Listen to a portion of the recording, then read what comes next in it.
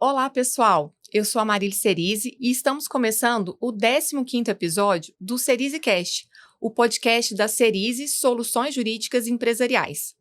A Cerise é uma banca de advogados full service com um olhar voltado para o mercado e para os negócios dos nossos clientes. E foi em razão deste olhar voltado para os negócios dos nossos clientes que surgiu o Cerise Cast, um podcast que tem a missão de trazer conteúdos de relevância, de impacto e tudo que tem de mais atual para o mercado e para os nossos clientes. O Cerise Cast está em 2025, entrando no seu segundo ano, está agora de casa nova, de cara nova, com novos convidados, novos temas, trazendo conteúdo bastante relevante, tudo que tem de mais atual para a nossa audiência. E como não poderia ser diferente, nesse 15º episódio nós estamos trazendo um conteúdo de extrema relevância. Nós vamos falar dos impactos jurídicos das alterações da NR1 nas relações de trabalho.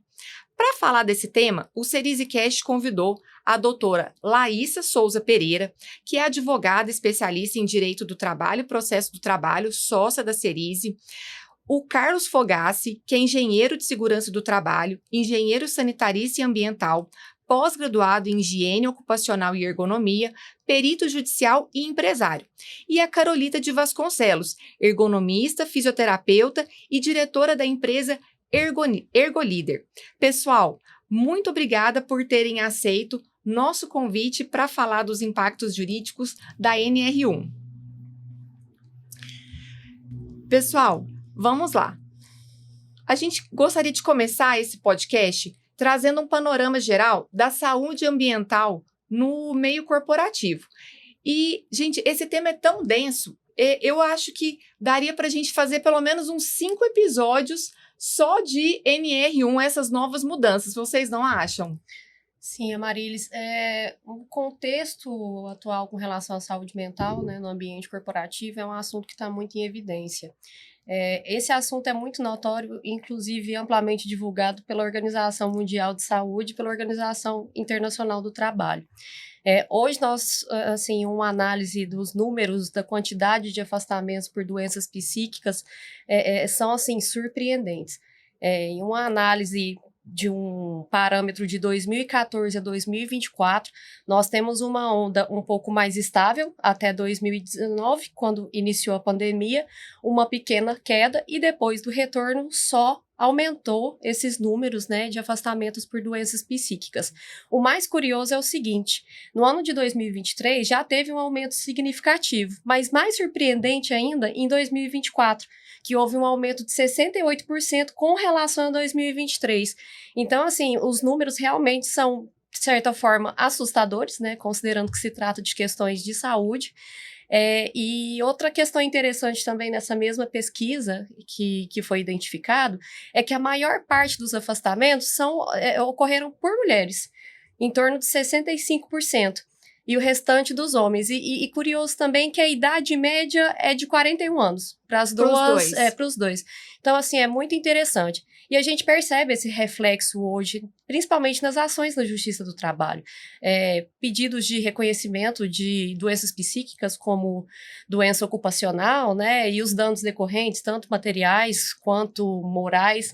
E um fato até que eu vou chamar a atenção, que está diretamente ligado com a Justiça do Trabalho, que é o enquadramento da síndrome de burnout, como foi classificada, né, como uma doença e enquadrada como doença de fato ocupacional. A questão é o seguinte, esse enquadramento ele aconteceu em 2022, mas será que essa doença realmente ela não existia anteriormente? Será que essa discussão realmente não acontecia anteriormente na Justiça do Trabalho? Não é bem assim que funciona. Conforme a gente vai conversar aqui mais para frente, a gente vai observar que essa discussão é muito antiga na Justiça do Trabalho, só que foi materializando ao longo do tempo que foi só aumentando os números. A partir do momento que foi gerando uma maior preocupação, essa questão foi mais divulgada, mas ela não é antiga. Então, no cenário geral que nós temos, é esse. E você acha, Laísa, que esse aumento, esse panorama geral esse quadro da saúde mental que a gente vem observando, esse aumento no número de casos que, consequentemente, se reflete num aumento no número de ações, você acha que isso contribuiu para essa nova regulamentação, para que as autoridades dessem esse olhar e buscassem alterar a NR1, que é a norma que trata de saúde e segurança do trabalho, para passar a reconhecer os riscos psicossociais como um risco do trabalho que precisasse passar a ter um olhar do empregador dentro do seu gerenciamento de riscos? Com toda certeza. Eu acho que esses números e esses reflexos das ações distribuídas da Justiça do Trabalho nos últimos anos refletiu diretamente para as alterações da NR1, porque justamente o foco foi a inclusão dos riscos psicossociais. Não que isso seja algo novo, né? Que a Carolita vai falar melhor do que ninguém, que a ergonomia já um pouco que tratava sobre esse tema, mas na verdade isso foi aprofundado agora. Então, eu acho que realmente tem total relação com isso e a gente vai abordar um pouquinho mais sobre isso mais para frente, das perspectivas jurídicas sobre o tema.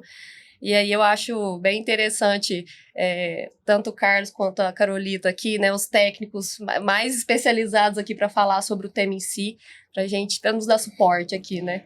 Perfeitamente. Pegando o gancho seu, a questão da parte técnica, né, eu queria pedir para o Fogassi trazer para nós, explicar um pouquinho para a nossa audiência o que é a NR1. Primeiro, se você puder explicar para a gente o que é uma norma regulamentadora, falar um pouquinho da NR1, quais são as diretrizes que ela traz no seu texto, quais foram as principais alterações dessa NR1 agora em 2024, que vai trazer agora vigência a partir de 26 de maio de 2025. Dá um panorama geral para nós.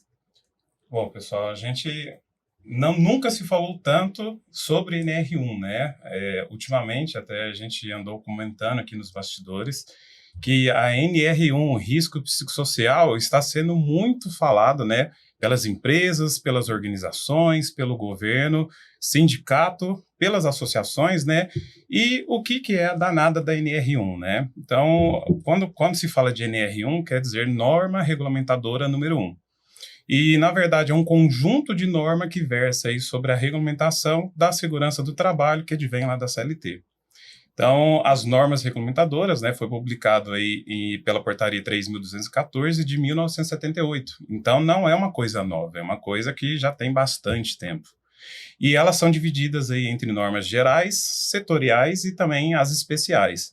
Então, quando a gente fala de NR1, ela vai se enquadrar principalmente na questão de uma norma geral, que é aplicado aí a todas as organizações, sejam elas privadas e também as organizações públicas. Isso é uma coisa interessante, né? Que normalmente não se tem esse engajamento dentro do setor público e é muito cobrado para o setor privado. Então, quando a gente fala da NR1, ela vai trazer que ela estabelece disposições gerais sobre segurança do trabalho e também sobre gerenciamento de risco ocupacional. Digamos assim que a principal característica sobre essa questão de gestão de riscos ocupacionais. Uma coisa interessante que tem na NR1 é que ela vai estabelecer regras e responsabilidades também para os empregados e também para os empregadores. Obviamente que a carga maior, ela fica aí para os empregadores, mas os empregados também têm essa responsabilidade dentro desse conjunto de situação. Então, um dos principais objetivos dessa norma é garantir um ambiente laboral seguro, né? Padronizar os termos técnicos e conceitos usados tanto na NR1 e também tantos nas outras normas e definir quais são as empresas, né, que vão seguir aí as NRs. Uma coisa importante também que a gente fala, o que traduz aí a NR1 é o quê? A composição de você fazer o PGR, que é o Programa de Gerenciamento de Risco. Só que a base desse PGR vai ser o quê? O levantamento, né, fazer um inventário de levantamento dos riscos. Então, ele está contido dentro dessa norma. Além disso, vai trazer também a regulamentação sobre treinamentos, capacitação e promove a integração entre essas normas, né? Tanto a NR1 como todas as outras normas. Até o atual momento, a gente tem 38 normas regulamentadoras. Uhum. Então, basicamente, é isso que compõe ali o rol do contexto da NR1. Então, ela é muito importante, digamos assim, que ela é a matriz fundamental para um dos principais programas que deve existir no quesito de gestão de segurança. porque ele vai buscar esses objetivos. Então, quando a gente vai falar aí das principais alterações que aconteceram nessa norma, ela vai trazer o quê? A inclusão dos riscos psicossociais. Mas é uma coisa nova, né? Como já foi abordado aqui pela doutora Laísa, não é uma coisa nova. Então, essa foi a principal alteração que deixou explícito, né, em evidência a questão dos riscos psicossociais. Só que essa parte de riscos psicossociais já era inerente à NR17, que trata de ergonomia. Então, inclusive, a doutora Carolita aqui, ela já trabalha com isso há muito tempo. Com certeza, ela já faz isso há muito tempo e vários outros profissionais. Então, o que trouxe, né, de alteração aí para a NR1? Então, a empresa ela deve identificar, avaliar e também controlar o quê? Os riscos psicossociais. Como ela já deveria fazer, né, que a norma já tratava, que quando você fala de gestão de risco, você tem que abordar os agentes físicos, químicos, biológicos de acidente e também os ergonômicos. Então, já se tinha esse agente ergonômico dentro da NR, só que agora ficou mais explícito, né? Então, é muito importante a gente falar disso. Então, a NR1 ela vai tratar desse levantamento mais aprofundado dos riscos ergonômicos, que envolve a parte físico, cognitivo e organizacional. Então, uma coisa importante também que trouxe, né, de alteração nessa nova mudança foi a revisão de alguns conceitos e definições. E, dentre elas, eu destaco a questão de perigo ou fonte de risco, que há hoje ainda uma confusão sobre o que é um perigo, o que é um risco. Então, isso para esclarecer para todo o nosso público, quando a gente fala de perigo, tem que ser identificado como uma fonte de potencial causador de doença ou acidente do trabalho. Agora, quando é falado de risco, é a probabilidade dessa fonte causar uma doença ou causar ali um acidente ao trabalhador. Então, o risco ele pode ser baixo, pode ser médio, pode ser alto, ou às vezes ele pode até ser inexistente. Mas para que se chegue a essas conclusões, é necessário que seja feito justamente o quê? A identificação, o levantamento e toda a verificação da parte dos riscos. Então, basicamente, quando a gente fala da NR1, é esse contexto e essas alterações que veio aí a partir da publicação da portaria que aconteceu o ano passado, né, em 2024. Então, não é uma coisa nova. É por isso que eu falo assim, que esse assunto ele é muito rico e muito denso, ele merece bastante aprofundamento.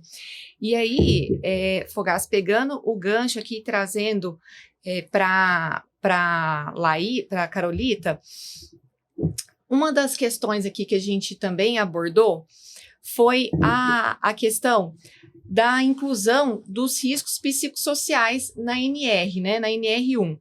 Na sua visão, Carolita, como que a NR1, como que a inclusão dos riscos psicossociais na NR1 altera a abordagem das empresas em relação à saúde mental dos trabalhadores? Sim. A gente precisa entender que essa questão dos riscos psicossociais, eles sempre existiram, né? E aí, essa alteração que aconteceu na NR1, essa atualização, o que foi incluído foram os riscos ergonômicos, inclusive os riscos psicossociais relacionados ao trabalho. Então, quando a gente sempre fala assim, ó, a norma, a ergonomia existe também a norma desde 1978. Então, desde sempre, é importante as empresas atualizarem esse levantamento da organização do trabalho, avaliar a organização do trabalho, reconhecer todos esses riscos e fazer ações para que eles minimizem. Então, isso sempre existiu. E a importância agora, com tudo isso que já foi falado, né, do aumento do número de casos de afastamento, de todo esse contexto relacionado à saúde mental, a partir do momento que ela expressa isso, né, que ela atualiza e coloca isso em evidência na NR1, passa a ser responsabilidade das empresas ter um olhar mais apurado para essas questões. Então, eu considero que isso é um momento assim, extremamente importante, não somente para as empresas, mas também para os funcionários, também para a sociedade. Porque quando a gente inclui lá os riscos ergonômicos, a questão do risco psicossocial, ela é visualizada, ela é avaliada dentro da organização do trabalho. E quem que avalia a organização do trabalho? Todos os itens que estão relacionados na NR17 desde sempre. Então, a gente trabalha com isso já tem 25 anos. Há 25 anos, a gente documenta, a gente avalia, a gente recomenda ações para as empresas avaliarem e fazer essas ações preventivas, né? E a partir de agora, tem sido assim, uma mobilização nacional a respeito dessas questões, né, do risco psicossocial. E eu acredito que é um momento principalmente as empresas aprofundarem, entenderem de fato o que significa avaliar o risco psicossocial. Eu acho que esse é o momento assim, mais importante, pegar informações e interpretar o que está escrito na norma, porque risco psicossocial, a gente nasce tendo um risco psicossocial, desde a barriga da minha mãe, desde que nós fomos concebidos, a gente está exposto a risco psicossocial, na sociedade, na família, no dia a dia. Se eu perco um ente querido, eu vou estar exposta a uma questão psicossocial importante, que pode levar a uma depressão, a uma situação de ansiedade, né, algumas doenças que são detectadas, né, que tem a questão bioquímica. Agora, é diferente do risco psicossocial relacionado ao trabalho. Então, essa parte que está escrita na NR1 são as avaliações do que o ambiente laboral, do que aquele trabalho que o funcionário está submetido pode gerar. Então, as empresas passam a ter essa responsabilidade de fazer toda essa avaliação e entender como que está a organização do trabalho. Por exemplo, uma das coisas que tem tido muito aumento, né, e de denúncias e de situações que pode levar a um adoecimento, assédio moral e sexual.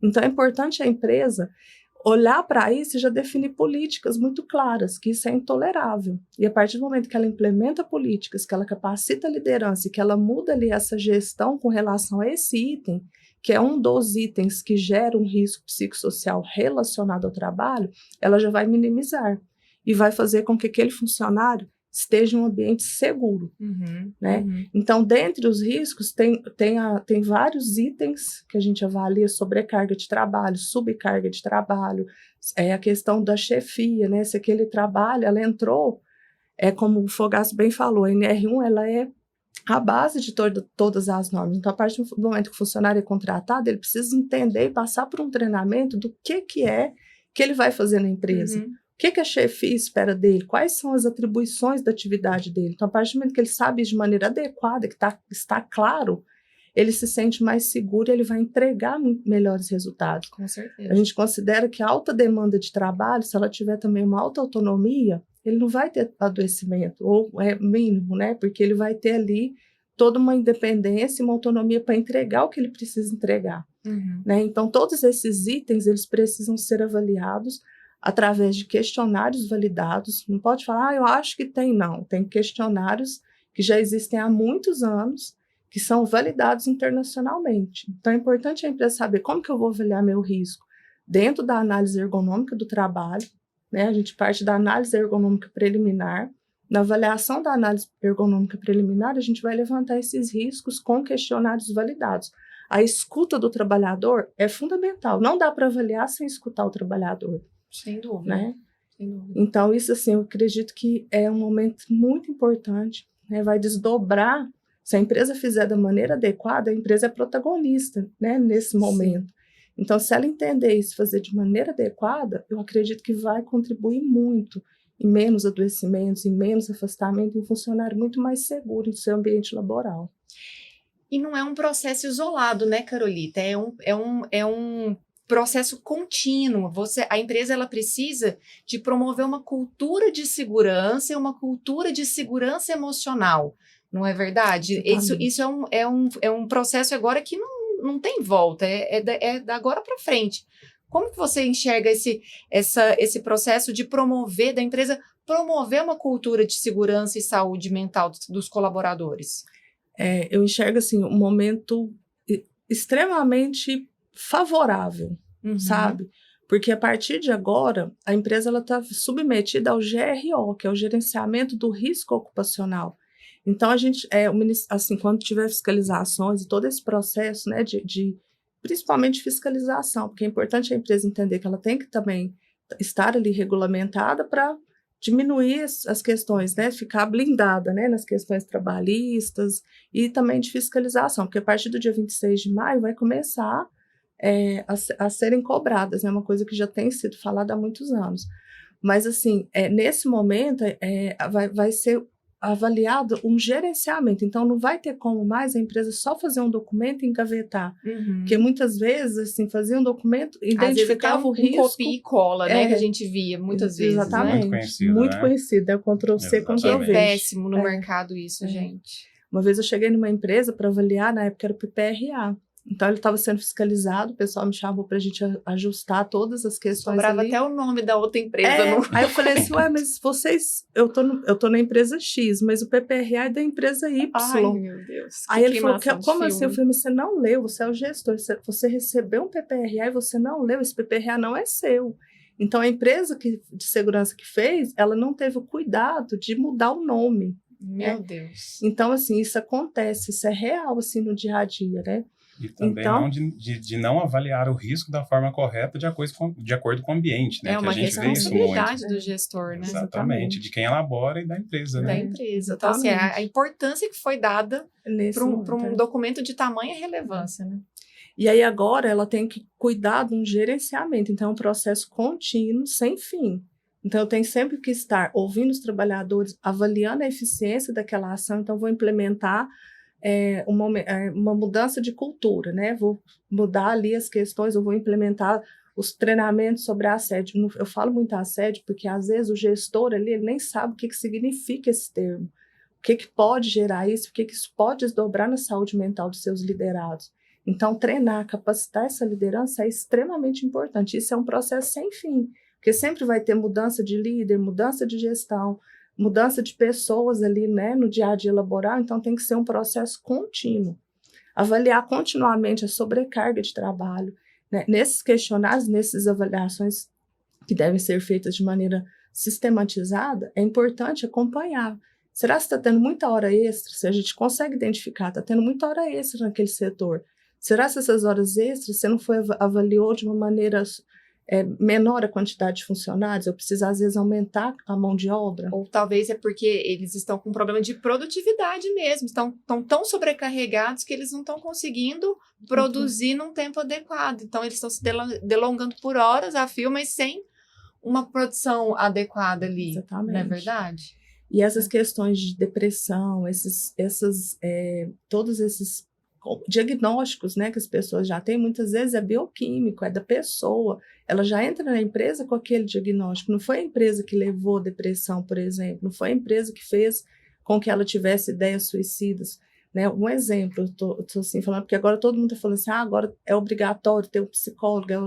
É extremamente importante o papel do psicólogo, é extremamente importante o papel do ergonomista, do médico do trabalho, do engenheiro de segurança, da equipe jurídica. É multidisciplinar. Né? Então, é um trabalho que tem que ser feito em todos os setores e ter esse olhar contínuo e medir a eficiência. Eu melhorei esse processo, vamos medir para verificar se de fato eu consegui minimizar, se de fato diminuir os afastamentos, se de fato minha equipe está entregando melhor e está se sentindo segura, porque afinal de contas todos nós temos o sentimento, queremos nos sentirmos pertencentes, né, àquele ambiente, queremos nos sentir reconhecidos.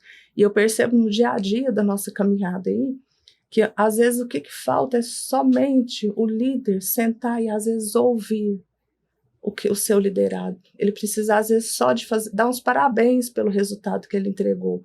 Então muitas vezes são coisas simples que precisam ser implementadas de uma maneira também simples, mas se a empresa não tiver esse olhar e esse entendimento que a partir de agora é um gerenciamento contínuo e sem fim, a gente não vai conseguir chegar nos resultados, né? Então, sem dúvida. Laísa, tanto a Carolita quanto o Fogassi abordaram aqui essa novidade da alteração da ANR sobre a participação efetiva dos empregados na construção do plano de ação, né?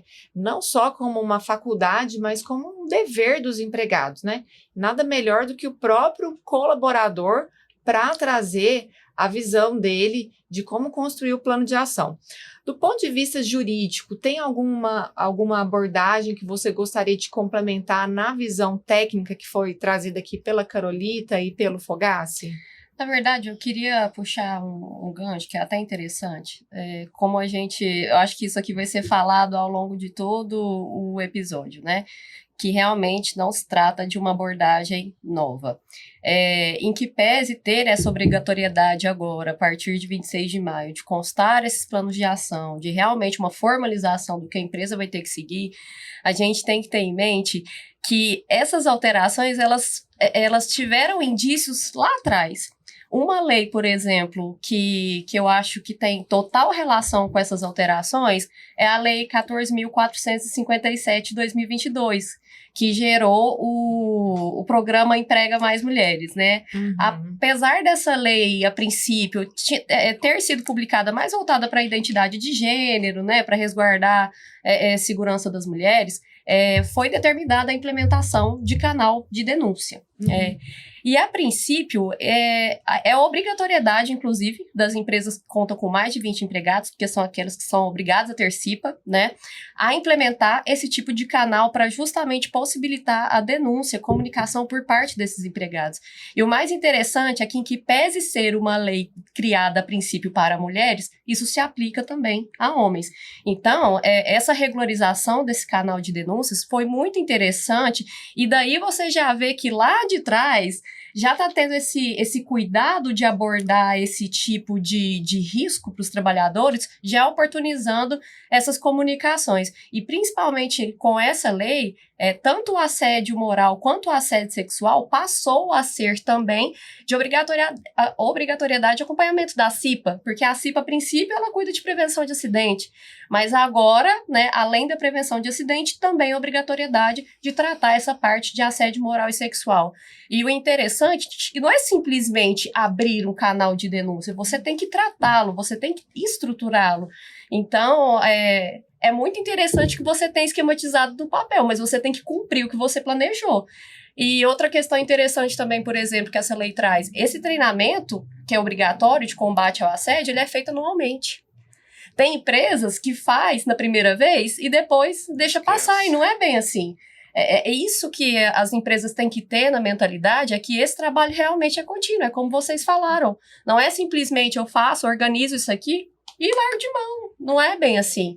E realmente é preocupante essas questões, condições de trabalho, igual a Carolita falou, questão de jornada, né, questão de cobrança de meta também. Então, isso tudo impacta. E, principalmente, as relações entre empregados e superiores hierárquicos também, que ela citou, né, que nós temos muitos casos, muitas ações envolvendo assédio moral por parte do supervisor, né, e não só, até mesmo por parte dos colegas de trabalho. Uhum.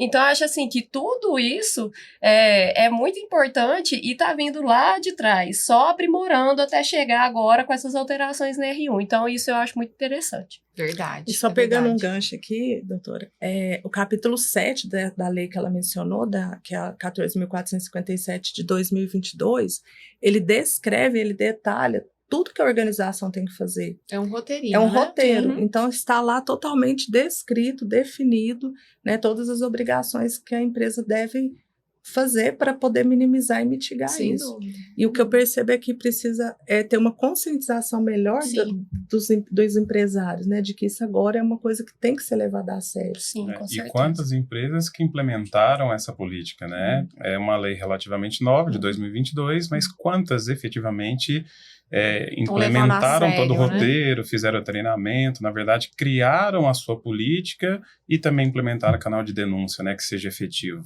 Com Então, certeza. É verdade. É uma questão a ser E levada em consideração. só um adendo, que eu esqueci de passar um detalhe, que muito embora as empresas que não tenham CIPA estejam, entre aspas, desobrigadas, né, a estabelecer esse tipo de situação, basta ter canal de compliance na empresa para que você faça esse tipo de ação, né, de implementação. Isso não afasta a responsabilidade da empresa em garantir, né, cuidar da saúde mental desses empregados. De trabalho, E do ambiente de trabalho garantir como um todo. ambiente de trabalho Exato. seguro Sim. e saudável, né? Isso aí é uma obrigação de qualquer empresa. Gente, eu queria trazer aqui agora uma discussão sobre o programa de gerenciamento de riscos. Aí eu vou passar agora para o Fogassi falar um pouquinho do que é o programa de gerenciamento de riscos que está sendo trazido aí na alteração da NR1 e Explica um pouquinho para nós, Fogassi, de que forma que esse programa tem que ser estruturado pelas empresas. Certo. Antes da gente entrar nessa parte do PGR especificamente, eu participei recentemente de um congresso da BHO, que é a Associação Brasileira de Higiene Ocupacional, e teve uma fala lá do Dr. Francisco Edson Sampaio, um especialista nessa área de riscos psicossociais, e ele trouxe uma frase que eu gostaria de trazer aqui para vocês, né, e para o público também, que seria uma provocação, que é a seguinte: o trabalho, ele é potencialmente patológico? Ele é potencialmente patológico? Resposta? Não deveria ser. Não deveria ser, mas com ser. certeza ele é, potencialmente. Mas o que vai fazer com que o trabalho ele se reflita ali numa doença? Vai ser as medidas que a empresa justamente vai compor, né, dentro do seu cenário aí para poder tratar isso. Então, quando a gente fala do PGR, é o Programa de Gerenciamento de Risco. Ele é um documento estruturado, né, que tem a base dele como o levantamento dos riscos ambientais. Riscos ambientais são os elementos, né, que tem ali dentro do ambiente de trabalho e que podem ele levar a uma doença ou principalmente ao acidente do trabalho, né, que é a situação mais grave, que é um risco iminente. Eu costumo dizer muito que o acidente do trabalho, ele é uma situação que a gente não consegue prever exatamente o que vai acontecer. Eu trago um exemplo muito simples, que a pessoa pode estar andando, escorrega, cai e não acontece nada. Como ela pode cair, quebrar um braço, ou às vezes, eventualmente, numa situação mais crítica, que acontece menos, mas pode acontecer, levar até a morte, dependendo do jeito que a pessoa cai, bate a cabeça, enfim, tem essa questão. Então, essa alteração da NR1, ela trouxe principalmente alguns conceitos que seriam interessantes, a doutora Carolita já bem falou disso, que seria o seguinte: a questão de fatores psicossociais, que ele é inerente aí à vida das pessoas, né? Tem a questão dos riscos psicossociais e também tem a questão da avaliação psicossocial. Então, quando a gente fala fatores psicossociais, o que envolve ali todo o ambiente da pessoa, seja ele ali tanto o pessoal como o profissional. E os riscos psicossociais, ele envolve o quê? Essa interação, né? Representa a pressão diária que pode causar ali nos trabalhadores, a sua saúde mental, né, inerentes ao trabalho. Então, até esses riscos psicossociais, eles estão relacionados ali pela Organização Mundial de Saúde em natureza do trabalho, organização do trabalho e esses aspectos sociais do trabalho. Então, quando a gente fala de natureza do trabalho, ele se reflete em um trabalho monótono, segmentado e as altas demandas cognitivas. Quando a gente fala de organização do trabalho, é muito ou é pouco trabalho? Será que tem uma alta pressão nesse trabalho? O trabalhador ele tem as ferramentas e as condições para poder desenvolver o seu trabalho de uma forma ali satisfatória? E quando a gente fala aspectos sociais do trabalho, esse trabalhador, ele está sozinho ou ele trabalha na coletividade? Ele está em isolamento social ou físico? Então, ele tem ali apoio da supervisão, ele sofre um assédio, um bullying. Então, tudo isso compõe ali essa questão dos riscos psicossociais. E também, por fim, a gente vai falar da avaliação psicossocial, que é uma coisa, não é tão nova. Essa já se fala de avaliação psicossociais, principalmente quando vai fazer o quê? Avaliação avaliação da característica das pessoas nos aspectos comportamentais, cognitivos e emocionais. Mas o que seria uma avaliação psicossocial? É, na verdade, um exame clínico para verificar ali, né, a questão da capacidade física e mental dos trabalhadores para determinadas situações. E, inclusive, ele é um exame médico que consta, né, na tabela 27 do E-Social, que isso já é inserido aí hoje dentro do contexto da gestão do E-Social.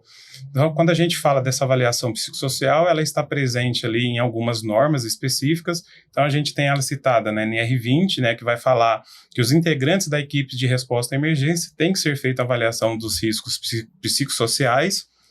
Tem a NR33, né, que foi a pioneira no sentido de exigir essa avaliação para os trabalhadores, né, que isso foi feito lá em 2006. Então, já serão quase 20 anos, né, dessa obrigação dentro da NR33, que fala de espaços confinados, que é uma situação que tem um risco elevadíssimo se não tiver medidas de controle.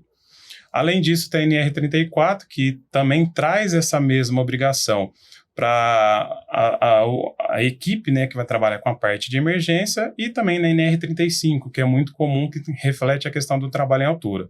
Então, quando a gente fala especificamente da parte da estruturação do PGR, ele tem que ser avaliados todos os riscos de uma forma, através de uma metodologia especificamente. Então, eu falo que nós, né, que é da área da engenharia, o nosso histórico de aprendizado, ele foca muito principalmente nos riscos físicos, químicos e biológicos, que é onde a gente vai trabalhar levantamento de ruído, questão de calor, vibrações ocupacionais, entre outros agentes que são mais direcionados. E o PGR, ele trouxe, digamos assim, uma obrigação que já havia no PPRA e que muitas empresas não faziam, que era avaliar os agentes quantitativos. Porque como que eu vou fazer a gestão de um ruído se eu não faço a quantificação? Inclusive, houve uma alteração muito grande na forma de avaliar esses agentes de riscos, seguindo as metodologias próprias para isso, né? Então, o PGR em si, ele tem essa obrigação de você levantar os riscos, através dele colocar uma medida de controle, né, através do plano de ação, e depois você checar, né, se essas medidas estão sendo efetivamente cumpridas. Então, falamos muito na questão do PGR ser uma continuidade, e como bem a doutora Carolita falou sobre a questão da continuidade desse gerenciamento. Sim. Porque o mais importante é o quê? Você sempre avaliar o risco e sempre manter essas avaliações, porque a empresa pode implementar um sistema novo, pode mudar o processo, incrementar uma nova função. Então, o monitoramento, ele é contínuo. Por isso que é tão importante a questão do monitoramento pelo PGR e, inclusive, com essa nova alteração, avaliar os riscos psicossociais. Porque realmente é importante que a empresa avalie os riscos psicossociais do trabalho, porque pode haver ali uma confusão com relação aos fatores que é inerentes a cada ser humano. Então, a gente tem algumas doenças, como depressão, ansiedade, algumas síndromes, que não é necessariamente por conta do trabalho, ele advém da vida pessoal. Então, um dos desafios muito grandes que eu prevejo para as empresas é justamente fazer essa gestão dos riscos psicossociais para que ela não receba uma carga que não é dela. Então, dentro até do contexto que a doutora muito bem falou aqui, a doutora Carolita, sobre a questão do... se a pessoa ela tem um risco que já vem da vida pessoal dela, a empresa vai ter que fazer o quê? Avaliar isso muito bem antes da pessoa entrar dentro do ambiente de trabalho, porque senão a empresa, às vezes, ela pode receber uma carga de responsabilidade que não é dela. E se a empresa também não fizer a sua gestão dos riscos psicossociais, o que pode acontecer? Pode haver um agravamento e, através disso, a empresa ela vai ser corresponsável e pode aí ser condenada, aí, como tem alguns casos, a doutora Laís muito bem conhece melhor esses dados, né, e essas informações, da empresa ser corresponsabilizada por conta desse agravamento dos riscos psicossociais. E, às vezes, de uma doença que não era da empresa e acabou que ficou para ela, né, esse encargo. Verdade. Poxa, muito elucidativa a sua explicação, bastante didático, Fogassi. Obrigada aí por trazer esse panorama geral e bem detalhado para nós. Carolita, pegando assim, com base nesse panorama que o Fogassi trouxe para nós, você pode trazer um pouquinho para a nossa audiência quais são os desafios, né? Dentro desse contexto e de toda essa complexidade do PGR que o Fogassi acabou de explicar para nós, quais são os desafios que as empresas vão enfrentar agora nessa adequação do PGR e como que você entende, o que você gostaria de recomendar para as pessoas que estão nos ouvindo, de ações que elas poderiam adotar para poder superar esses desafios na adequação do PGR? Sim. Eu recomendo assim, que a empresa ela acompanhe todo esse levantamento e se for uma empresa terceirizada, que ela entenda assim, se essa empresa realmente está capacitada, que ela, na hora de receber o documento, ela juntamente ali com a sua equipe interna, avalie, sabe, de acordo com o que está na legislação, que as empresas, assim, tenham um olhar mais sério com relação Mais a isso. crítico. Mais crítico, não simplesmente receber, porque a maioria das empresas... Engavetar. E se ela tem o SESMIT interno, preparar melhor esses profissionais do SESMIT, né, por exemplo, para poder entender melhor esse contexto e interpretar o que está na lei.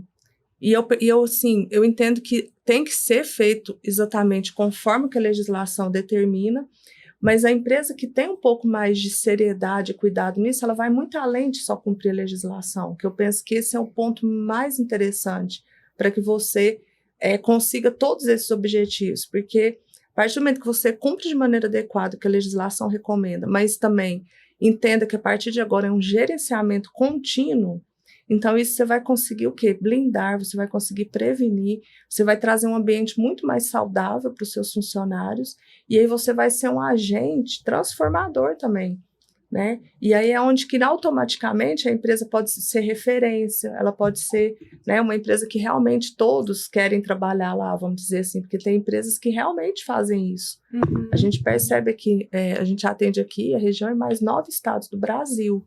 Então a gente assim vê situações muito críticas, muito difíceis mesmo, que tem certos momentos que a gente fala, esse empresário, esse dono da empresa, infelizmente, não tem por onde chegar, ele prefere arriscar todos os desdobramentos do que fazer algo que realmente seja compatível ali, né, com essas questões de qualidade de vida, desse olhar mais humano. Então, eu penso que é o momento das empresas, da sociedade como um todo, né, mudar esse olhar. A gente precisa de mais acolhimento, de mais presença, de mais ações que realmente vai trazer essas pessoas para se sentirem pertencidas, para se sentirem realmente parte ali do ambiente laboral, porque afinal de contas, a maior parte da nossa vida a gente está laborando, né? Estamos laborando, é o trabalho. Verdade. Então é importante com que ele seja feito de uma maneira que leve, né? Adequada e com motivação.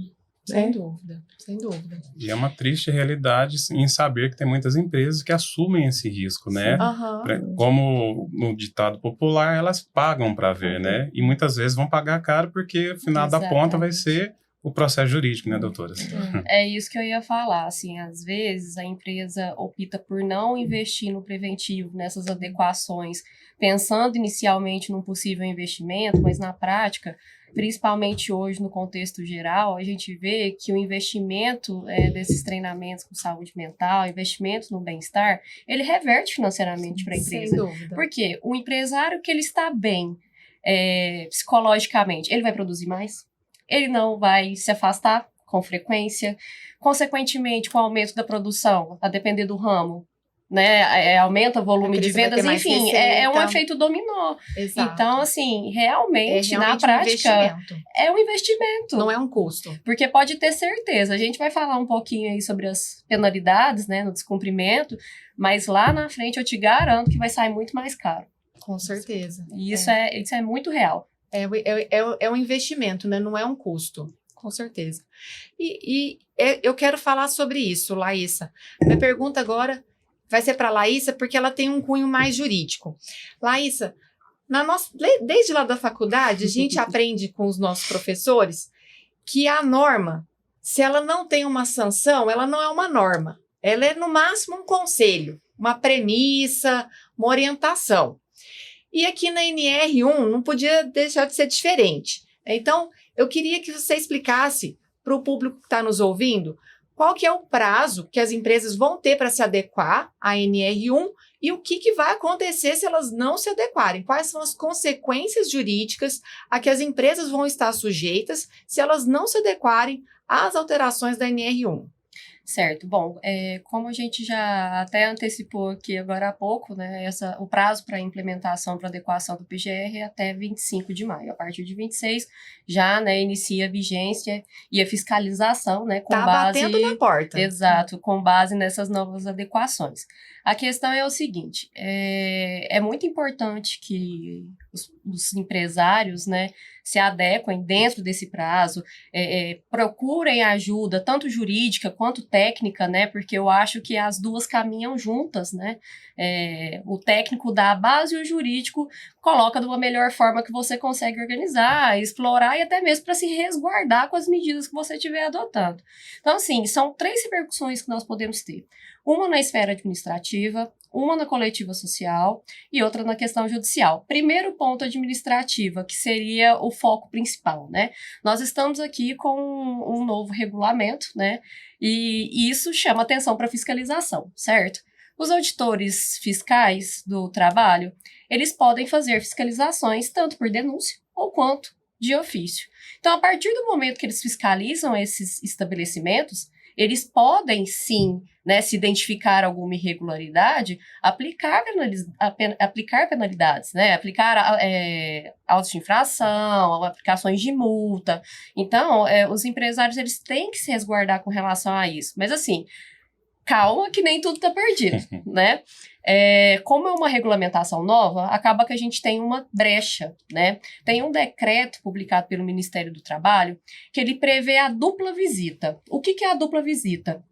Ela dá a oportunidade do auditor fiscal chegar até o estabelecimento, identificar as regularidades e falar, olha, fulano, você tem que se adequar dessa forma, então nesse momento você não vai sofrer penalidade. Mas na próxima, se não tivesse adequado, aí realmente você já está suscetível à aplicação de infrações. E só que assim, essa dupla visita, ela tem algumas hipóteses, tá? Não é simplesmente... Não é uma chance de graça, assim. Não é assim tão fácil, né? Claro que o artigo 23 desse decreto, ele traz algumas hipóteses. O primeiro deles, que é o principal e o mais interessante nesse momento, né? Com a regulamentação da NR1, que é com as mudanças, né? Em leis, regulamentos. Então, como a gente está nessa fase de mudança, então dá para a gente se valer, né, desse requisito, desse artigo, até mesmo para uma possível defesa, né, de um auto de infração, até mesmo como um argumento para uma ação anulatória de auto de infração. Então, esse ponto é interessante e a gente tem essas saídas, mas é claro que a gente também precisa de ajuda das empresas, né, para que a gente possa, de fato, demonstrar a boa-fé, principalmente, né, e agir conforme a lei. Tem outras 3 hipóteses também, uma delas são estabelecimentos recém-inaugurados, né, que recebem a primeira visita. Nesses casos também é válido essa dupla visita. Microempresas e empresas de pequeno porte também estão incluídas nessa dupla visita, e empresas com até 10 empregados, com exceção de quando envolve questões de ausência de registro de empregado, ausência de anotação de carteira. Aí, nesse ponto, não tem dupla visita, não. Tem que realmente se atentar a isso. Então, assim, administrativamente, tem o que fazer. O certo é você ter um acompanhamento jurídico e técnico desde o início, né, para você ter todo um plano de ação e ter o auxílio jurídico. Porque não basta você ter o auxílio técnico se você não tiver um auxílio jurídico para acompanhar, para realmente acompanhar a fiscalização, passar o que tem que ser passado, né, deixar ali, fazer os planos de ação jurídicos também. Isso faz toda a diferença, né? Então, essa parte administrativa é o primeiro ponto. Segundo ponto, e que, assim, eu costumo falar que os clientes não gostam muito, não, quando chega, né, que é o MPT. Nossa. Né? Nós temos aí o MPT, né, que é responsável, também faz fiscalizações, e eles podem aí distribuir denúncias de fato, né, tanto por denúncia ou quanto de ofício também, eles podem fazer a fiscalização. O problema do MPT é o seguinte, que diferente, né, da parte administrativa, as consequências são mais graves e, a depender da situação, a conta fica mais alta. Eu digo isso porque, a princípio, o MPT ele vai fazer toda uma investigação se você está cumprindo ou não com as normas de segurança. Ao longo, né, do processo, você vai apresentando documentos, ele vai concedendo prazo para você regularizar. Não regularizou? Você vai ter 2 opções. Vai chegar num ponto que ele vai falar assim, ou nós vamos firmar um TAC, ou nós vamos distribuir uma ação civil pública com o pedido de obrigações de fazer, sob pena de multa e danos morais coletivos. Aí a empresa fica assim, e aí agora? que eu faço? Eu faço o TAC, eu espero um pouco mais. E o ajustamento de conduta, se não for cumprido, também sujeita a penalidade. Exatamente, é isso que eu ia falar. O que a gente recomenda inicialmente para os clientes? O TAC é um acordo, né? É uma forma de você resolver mais amigavelmente.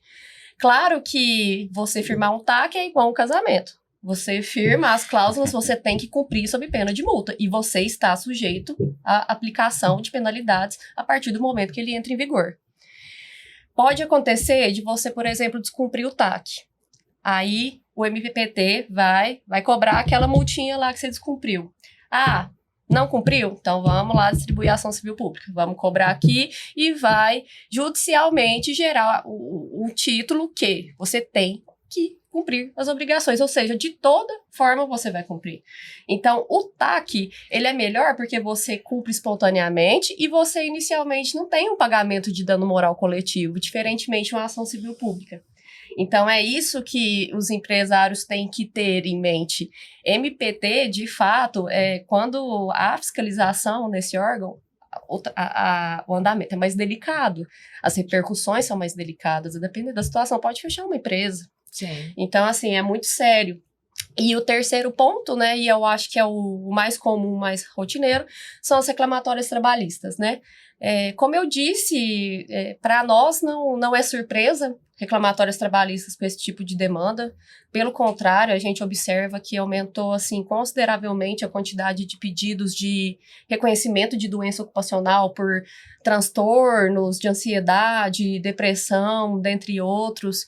E como o Carlos disse, e realmente é muito importante essa informação, muitas das vezes a pessoa ela já tem um histórico, né, de doença, de depressão, e às vezes pela falta da gestão da empresa sobre esse tipo de empregado, como a Carolita disse, a questão dos treinamentos, do acompanhamento de perto, né, de fornecer aí ferramentas para que eles tenham um tratamento, a pessoa pode até não ter adquirido essa depressão ou esse transtorno no trabalho, mas agravou depois que entrou. Uhum. Então, Aí é com causa, gera com né? causa, né?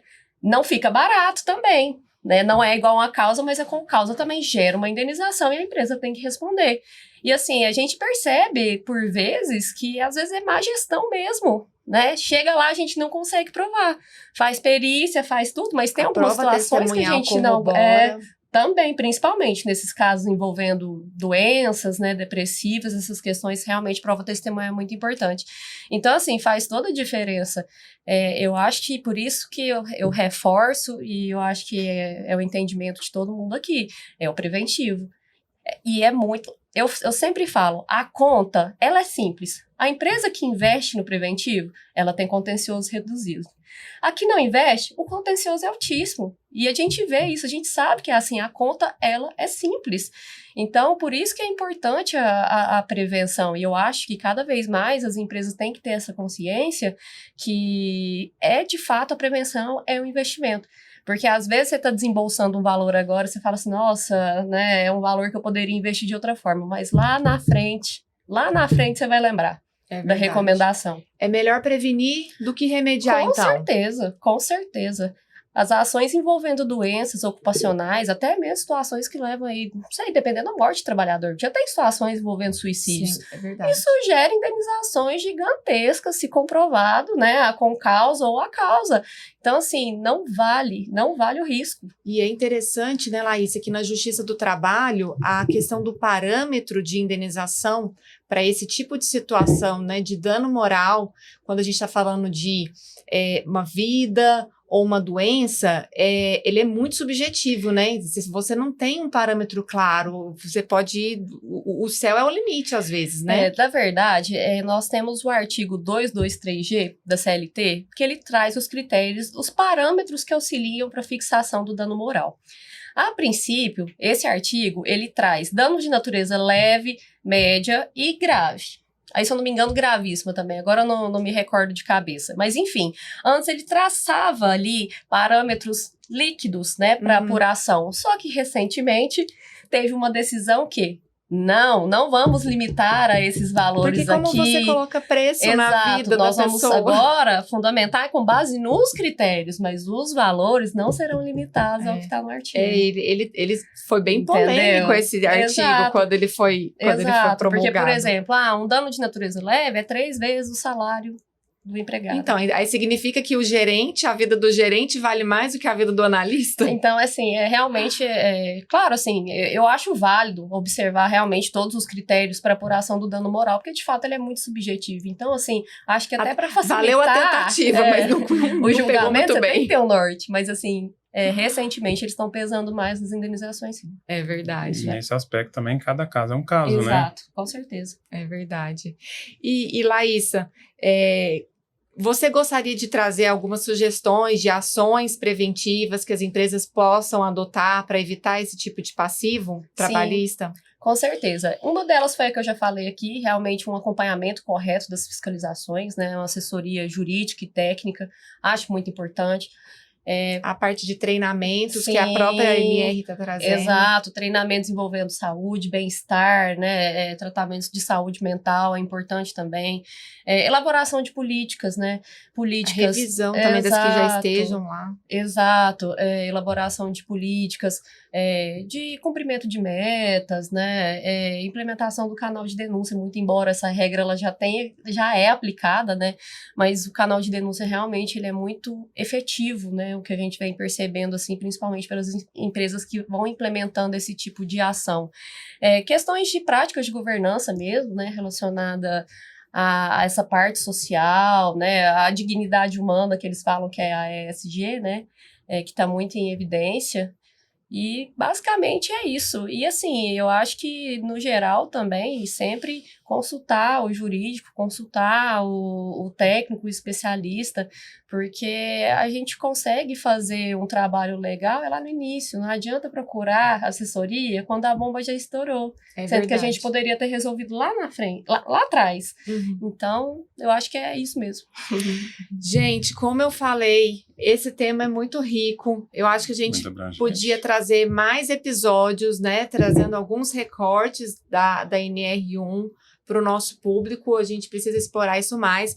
Mas eu vou caminhar aqui para o final, porque a gente já está com o nosso horário aqui bem avançado. Eu gostaria de ficar falando mais com vocês sobre esse assunto. E para finalizar, eu queria ouvir de vocês, se vocês têm alguma sugestão de dica de leitura ou conteúdo para os nossos ouvintes a respeito desse assunto. Eu vou sugerir uma coisa bem básica. Ler a atualização da NR1. Boa. Começar boa. por aí, para interpretar o que a norma de fato está trazendo. Eu ia seguir essa mesma linha, né? Até porque juridicamente nós ainda não temos, né, uma doutrina firmada a respeito, né? Por ser ainda algo que vai ser implementado. Mas eu acho que é exatamente isso, é buscar entender realmente o que as NRs trazem no seu texto, dar uma consultada nas jurisprudências trabalhistas para entender exatamente qual que está sendo o posicionamento dos tribunais, tanto regionais quanto superiores. E é por aí mesmo, e assim, procurar realmente um autoconhecimento, procurar buscar fazer treinamentos, ouvir podcasts igual esse, porque realmente tem muitas informações produtivas, então eu acho que são os melhores canais nesse momento. Bacana. Fogassi. Bom, só uma informação importante, a doutora Laísa falou da fiscalização. A fiscalização ela teve uma evolução muito grande. Então, hoje, através do DET, né, que é o domicílio eletrônico trabalhista, o fiscal ele vai fiscalizar por meio eletrônico. Sim. E questão também do MPT, o MPT ele tem um canal de denúncia e qualquer pessoa faz uma denúncia anônima e a empresa tem que responder. Então, são ferramentas aí que com certeza podem impactar as empresas a depender do tipo de situação. Mas voltando aqui, eu vou fazer a terceira colocação que já foi colocada aqui por elas, né? Que é muito importante fazer o quê? A leitura das normas. Então, a NR1 mudou, não só ela, as outras e também a questão da NR17, que você, a sua base de conhecimento vai ser propriamente da legislação. E deixar também aqui, até eu trouxe uma colinha aqui para a gente falar de 3 publicações que vai auxiliar nesse processo. Tem um livro, Pontos de Verificação Ergonômica, da 2ª edição da Fundacentro, que é um livro que vai trazer todos esses aspectos, né, de uma forma bem prática. Então, quem tiver interesse pode entrar no site lá da Fundacentro, baixa esse livro de forma gratuita. Tem um manual de aplicação da NR17 de 2002. Ele é bem antigo, mas ele vai fazer o quê? A NR17 comentada, né? E falando item por item que vai auxiliar na interpretação da norma. Também baixa direto do site do Ministério do Trabalho. E, por fim, tem o Dicionário da Ergonomia e Fatores Humanos, é uma publicação bem recente da Bergo, né, que é a Associação Brasileira de Ergonomia. Ele é do ano de 2023 e também é possível baixar esse material de forma gratuita para utilizar todo esse conhecimento, porque realmente é muito extenso, profundo e complexo, né? Muito bacana, obrigada. Obrigada, pessoal. Eu tive uma hora agradabilíssima aqui com os nossos convidados. Eu gostaria de agradecer você que nos acompanhou aqui nesse 15º episódio do Cerise Cast e gostaria de convidar vocês para nos seguir o Cerise Cast no nosso canal no YouTube e no Spotify, ativar as notificações para você acompanhar todos os nossos episódios. A gente está trazendo muito conteúdo de qualidade para você ficar acompanhando tudo que tem de mais importante e impactante no mundo jurídico. Obrigada a todos vocês que nos acompanharam. Um grande abraço.